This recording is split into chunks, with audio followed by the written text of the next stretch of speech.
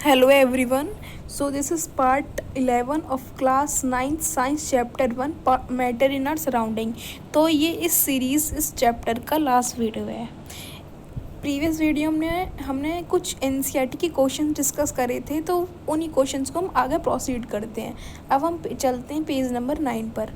Question number first, convert the following temperature to Celsius scale, यानी कि वही जैसा हमने प्रीवियस वीडियो में करा था कि केल्विन से सेल्सियस में चेंज करना है।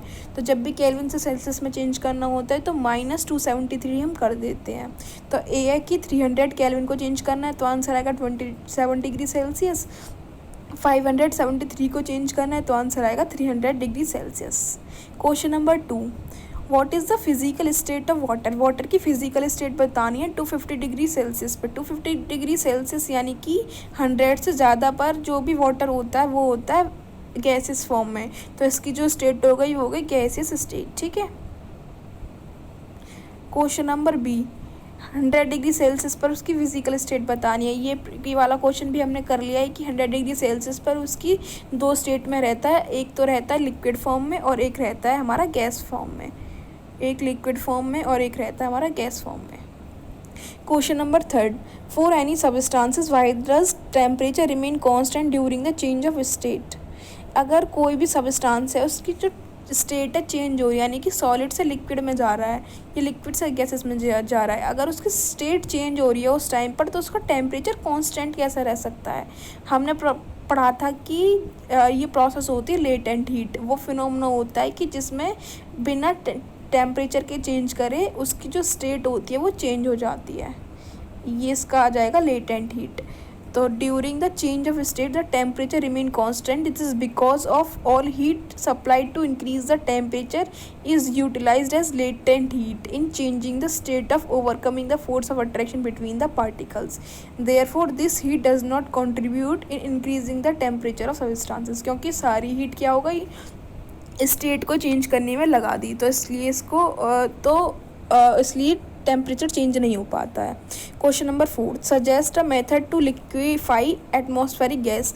हमें गैस को लिक्विड में चेंज करना है तो उसका मेथड बताना है। हमने ये वाला प्रोसेस पढ़ा है कि जैसे कि एक सिलेंडर है उसमें हमने पिस्टन से फोर्स लगा दिया, तो यानी कि हमें प्रेशर लगाना पड़ेगा, जिससे क्या होगा, प्रेशर लगा दिया और टेम्परेचर कम करना पड़ेगा, तो एटमॉस्फेयर की जो गैस है वो लिक्विफाई हो जाएगी। क्वेश्चन नंबर अब हम चलते हैं पेज नंबर 10 पर।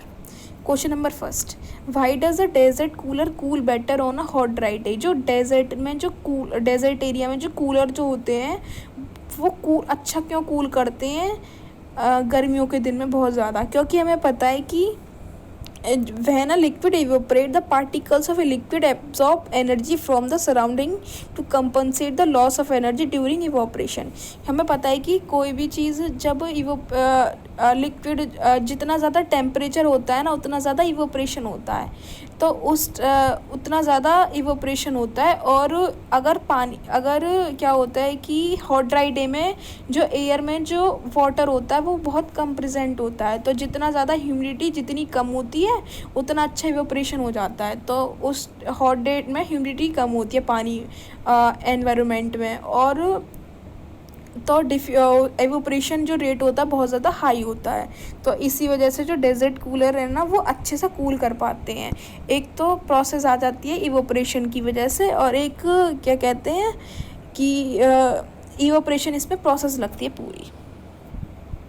क्वेश्चन नंबर 2 है कि how does water keeped in earthen pot मटका बिकम कूल ड्यूरिंग डे।